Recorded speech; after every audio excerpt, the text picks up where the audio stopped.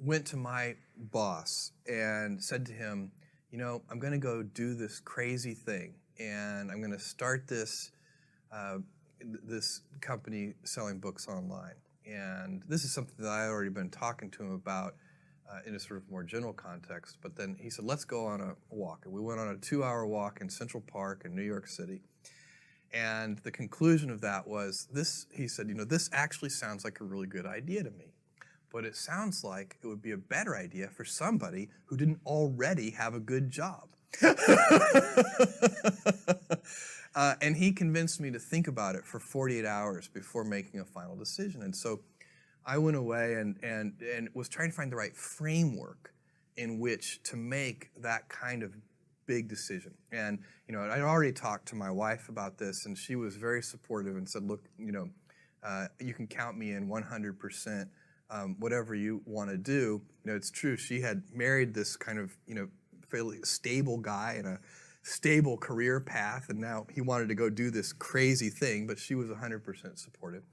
So it really was a decision that I had to make for myself. And the framework I found, which made the decision incredibly easy, was what I called, which only a nerd would call, a regret minimization framework. So I wanted to project myself forward to age 80 and say, okay, now I'm looking back on my life. I want to have minimized the number of regrets I have.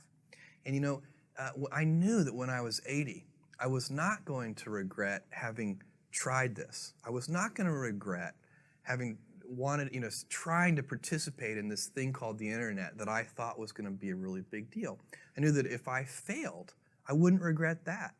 But I knew the one thing I might regret is not ever having tried. And I knew that that would haunt me every day. And so when I thought about it that way, it was an incredibly easy decision.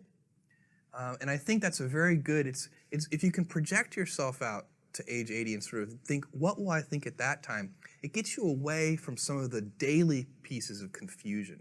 I left this Wall Street firm in the middle of the year. When you do that, you walk away from your annual bonus. And that's the kind of thing then the short term can confuse you.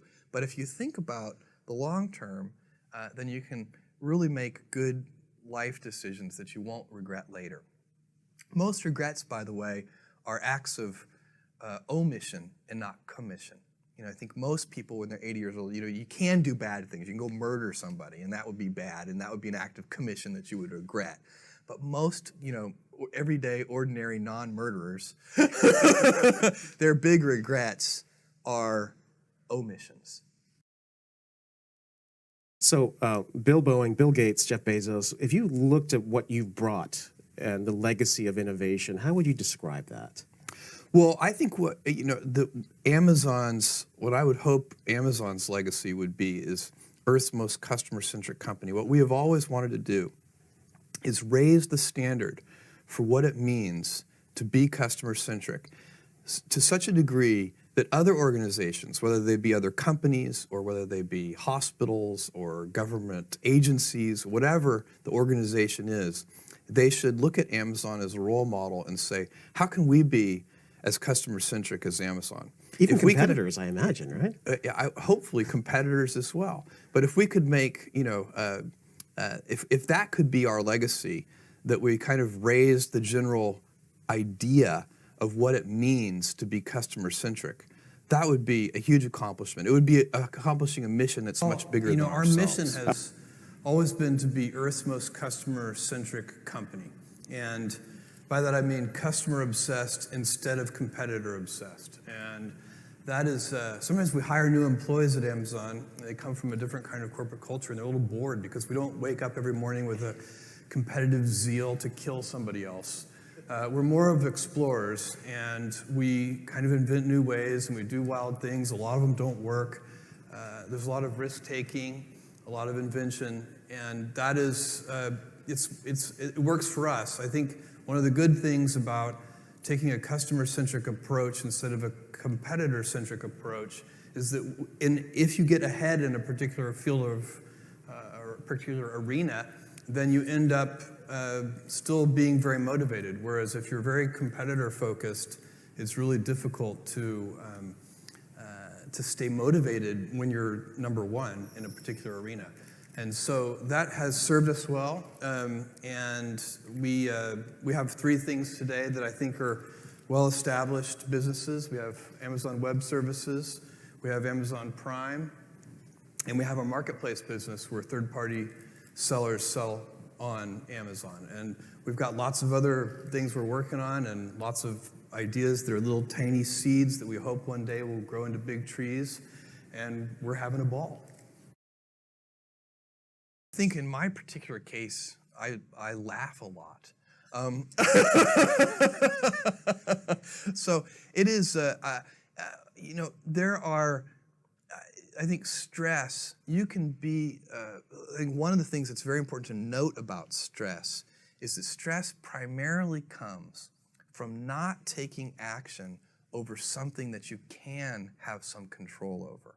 So if I find that some particular thing is causing me to have stress, that's a warning flag for me. What it means is there's something that I haven't completely identified, perhaps in my conscious mind, that is bothering me, and I haven't yet taken any action on it. I find as soon as I identify it and make the first phone call or send off the first email message or whatever it is that we're going to do to start to address that situation, even if it's not solved, the mere fact that we're addressing it dramatically reduces any stress that might come from it. So stress comes from ignoring things that you shouldn't be ignoring, I think in large part. So stress doesn't come, people get stress wrong all the time, in my opinion.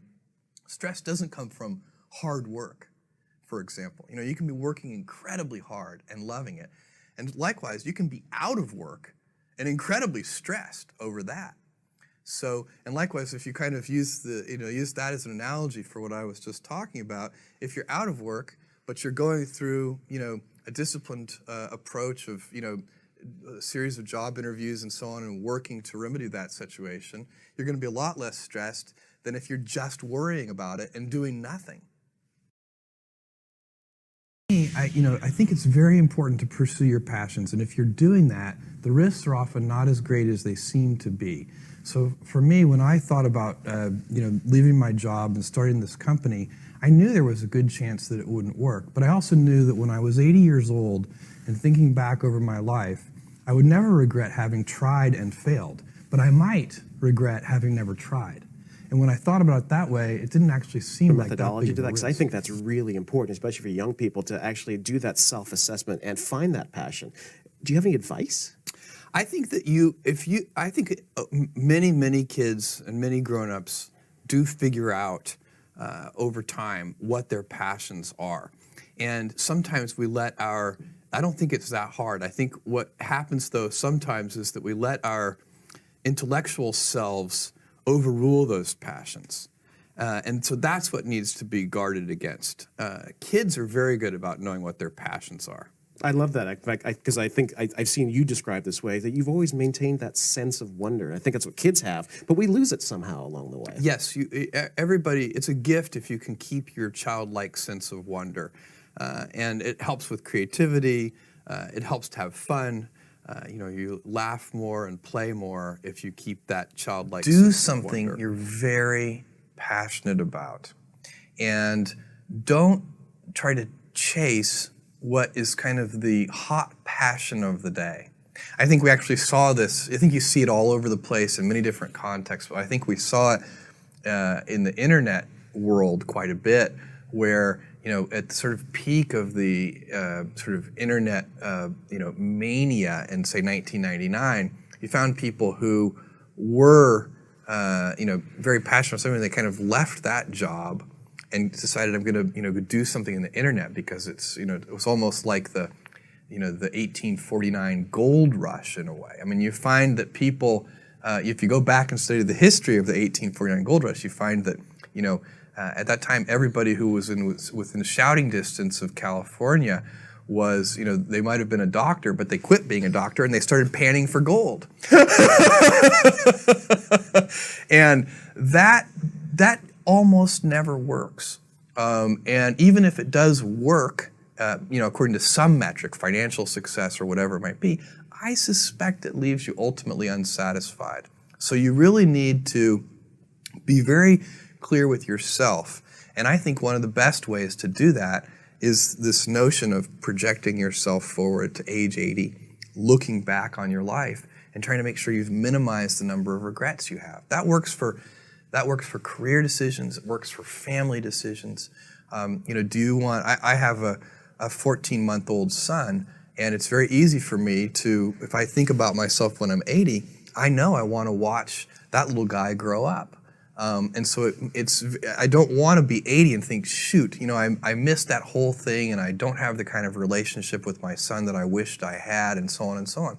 So if you think about that, so I guess another thing that I would recommend to people is that they always take a long-term point of view. And I think this is something about which there's a lot of controversy. There's a lot of people, and I'm just not one of them, believe that you should live for the now. I think what you do is you think about the great expanse of time ahead of you and try to make sure that you're planning for that in a way that's going to leave you ultimately satisfied.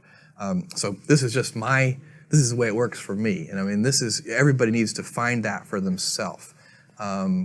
So I think there are a lot of paths to satisfaction, and you need to find one that works for you. Well, it's hard work. So it's easy to have ideas. It's very hard to turn an idea into a successful product. There are a lot of steps in between, and it takes persistence, relentlessness. So I always tell people who think they want to be entrepreneurs, you need a combination of stubborn relentlessness and flexibility. And you have to know when to be which. And basically, you need to be stubborn on your vision, because otherwise it'll be too easy to give up. But you need to be very flexible on the details, because as you go along pursuing your vision, you'll find that some of your preconceptions were wrong, and you're going to need to be able to change those things. So I think taking an idea successfully all the way to the market and turning it into a real product that people care about and that really improves people's lives is a lot of hard work.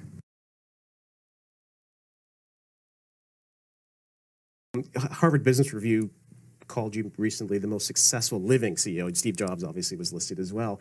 What does that mean to you as you consider your own leadership style?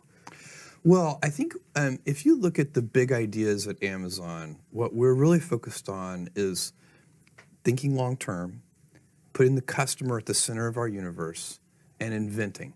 Those are the three big ideas, and they work well together. I don't think that you can invent on behalf of customers unless you're willing to think long term, because a lot of invention doesn't work. If you're going to invent, it means you're going to experiment, and if you're going to experiment, it means you're going to fail, and if you're going to fail, you have to think long term. So these three ideas, customer centricity, long-term thinking, and a passion for invention, those go together. That's kind of the Amazon cocktail. That's how we do it, and by the way, we have a lot of fun doing it that way.